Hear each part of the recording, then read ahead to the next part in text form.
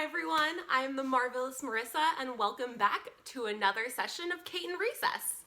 This week's theme is curiosity, and I thought it would be a great idea to start us off with one of my personal favorite books, The Curious Garden by Peter Brown. Now, if you have this book at home and want to read along, press the pause button and go ahead and grab it. Oh wait. Okay, now that we're all ready to start, let's begin. The Curious Garden by Peter Brown.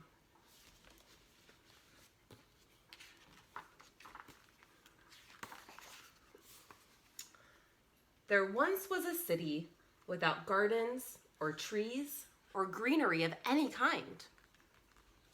Most people spent their time indoors. As you can imagine, it was a pretty dreary place. See, this is the whole city, and there's not a single tree or flower or plant. That's rough. However, there was one boy who loved being outside. Even on drizzly days, while everyone else stayed inside, you could always find Liam happily splashing through his neighborhood. It was on one such morning that Liam made several surprising discoveries. He was wandering around the old railway, as he did from time to time, when he stumbled upon a dark stairwell leading up to the tracks. The railway had stopped working ages ago, and since Liam had always wanted to explore the tracks, there was only one thing for a curious boy to do. You can see in the pictures. He's walking out in the rain.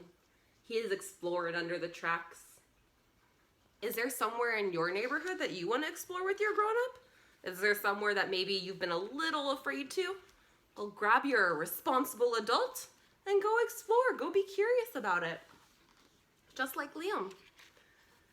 Because Liam ran up the stairs, pushed open the door, and stepped out onto the railway.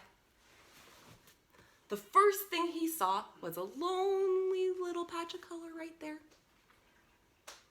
Wildflowers and plants were the last things he expected to find on a railway. But when he took a closer look, it became clear that the plants were dying. They needed a gardener.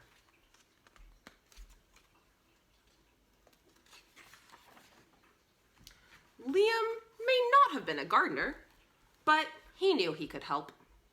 So he returned to the railway the very next day and got to work. The flowers nearly drowned, and he had a few pruning problems, but the plants patiently waited while Liam found better ways of gardening. So he's making a lot of mistakes, but the good thing is he's learning from them.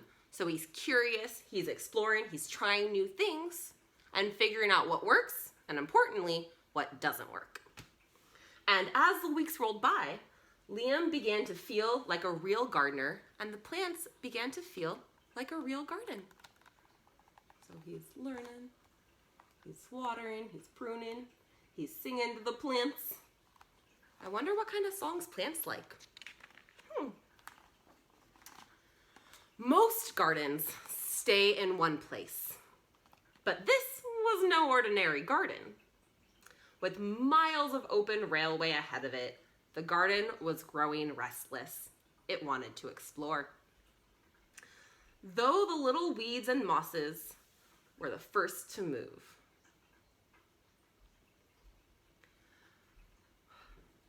The tough little weeds and mosses were the first to move.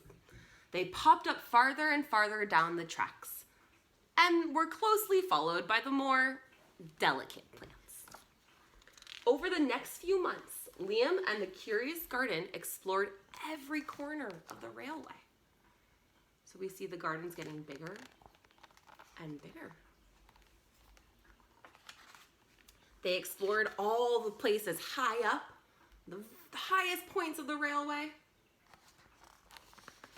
And they explored underneath the railway to its lowest points as well. And the garden grew and grew as it was curious about the city. After spending his spring and summer and autumn with the garden, Liam's time on the railway was finally interrupted by winter. Heavy blankets of snow fell on the city that season, and for the first time since he'd become a gardener, Liam could not visit the garden. It's hard to not visit our favorite places, right? It's hard to not go the places we want to go, even though we know it's for the best. But see, the snow is there. It's not a good time to be gardening. But rather than waste his winter worrying about the garden, Liam spent it preparing for spring. He read all the books he could find about gardens, and he bought all new gardening tools so he could be a better gardener. See, he let his curiosity lead, and he learned more and more about gardening. He used the time that he was stuck inside to do something that would help others. And after 3 long, cold months, the snow finally began to melt, and Liam rolled his new gardening gear over to the railway. Winter had taken a toll on the garden, but thanks to Liam's planning, his handy new tools, and a little help from the sun, the plants soon awoke from their winter sleep. So the plants didn't do great in the winter, but because Liam prepared, he studied, he knew exactly how to help them.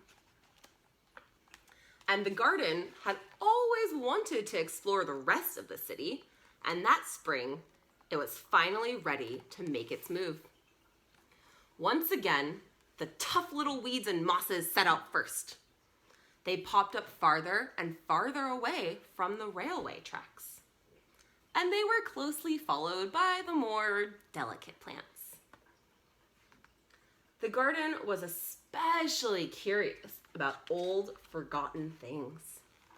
So we see here the garden is slowly branching out onto some abandoned buildings and cars. I wonder if there's anywhere in your neighborhood that you might want to explore and learn more about.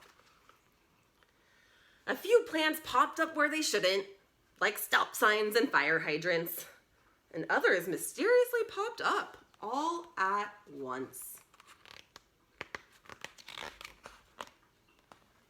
But the most surprising things that popped up were the new gardeners. All throughout the city, people began to take care of the garden. They took care of it on their roofs and on the railway and in the parks. On their stairs, they had picnics in the garden, and the whole city, everyone was able to enjoy this beautiful garden that Liam had helped grow. See, they built hedges, and everyone is taking care of it and working together. And many, many years later, the entire city had blossomed. But of all the new gardens, Liam's favorite was the one where it all began. So see, Liam's there with his family now. He's not a kid anymore, and he's still taking care of this garden. And look at that city now. Look how different it is from when we started this book. It's so green and happy and wonderful. All because of one little boy's curiosity. So thank you for joining us in our reading of The Curious Garden. I love this book because it shows that asking questions and just being curious can lead to a lot of wonderful things for so many people. So I invite you to be curious about the world around you, to ask questions. Ask your grown-ups questions. Grown-ups, ask your kids questions. If you don't know the answer, go discover it. And if you want to see more of our content, make sure to follow Cayton Museum on Instagram and subscribe to this YouTube channel. Thanks, and see you next time.